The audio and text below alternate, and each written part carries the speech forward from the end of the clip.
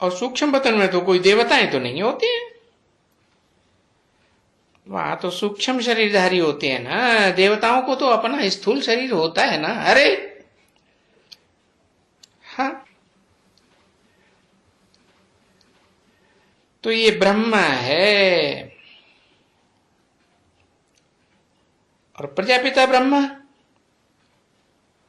वो तो फिर इसी सृष्टि पर होगा।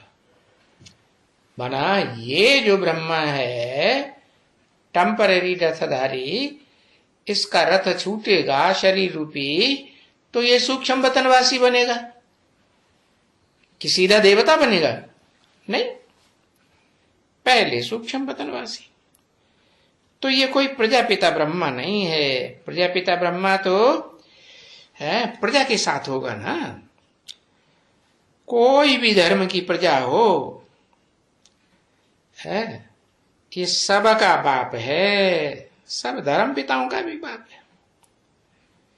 तो वो तो यहां ही इस सृष्टि पर ही रहेगा ना, कि सूक्ष्म वतन में चला जाएगा? है अरे ये प्रजापिता ब्रह्मा सूक्ष्म वतन में कहां से आएंगे? इनको सूक्ष्म शरीर होता ही नहीं है। सूक्ष्म शरीर कौन धारण करते हैं? है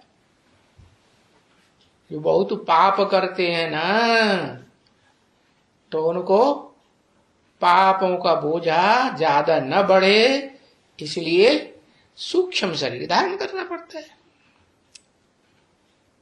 कि भाई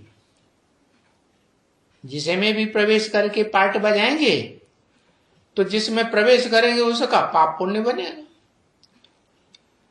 हाँ, जो सूक्ष्म शरीरधारी आत्माएं हैं उनका थोड़े ही बनेगा। तो बताया एक प्रजापिता ब्रह्मा है जिसको अपना सूक्ष्म शरीर नहीं होता है, तो वो तो सूक्ष्म वतन में आ ही नहीं सकते हैं, क्योंकि मनुष्य है ना। तो वो आदि से अंत तक मनुष्य है। क्या? मन के द्वारा सूक्ष्म स्टेज धारण करता है, बाकी शरीर छोड़ने की दरकार है ही नहीं। तो ये तो उन्होंने ऐसे ही बैठ करके ये चित्र बनाए है सूक्ष्म वतनवासियों के। नहीं तो बाप बैठ करके कहते हैं भला अच्छा बताओ सूक्ष्म वतन में प्रजापिता ब्रह्मा कहां से आएगा? है कहां से आएगा जब उसको सूक्ष्म शरीर होता ही नहीं है? मैं जिस मुकर्रर रथ प्रजापिता ब्रह्मा में प्रवेश करता हूं उसका तो नाम शास्त्रों में भी गाया हुआ है। श्वेत है, धवल है, माना उसमें कोई स्पॉट है क्या? उसमें कोई भी गंदगी का स्पॉट है ही नहीं। हाँ, तो वो तो सूक्ष्म शरीर धारण ही नहीं करेगा।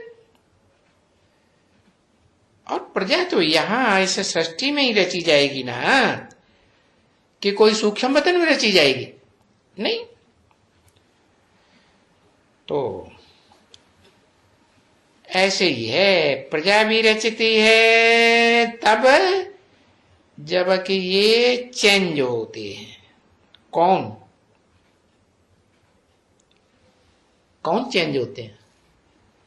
प्रजापिता ब्रह्मा जो मनुष्य सृष्टि का बाप है, वो मनुष्य से, मानव से, आदमी से, आदम है ना, पहला पहला आदमी है, उसको आदम कहते हैं। उसी से सारे आदमी पैदा हुए। आदमी माने मनुष्य।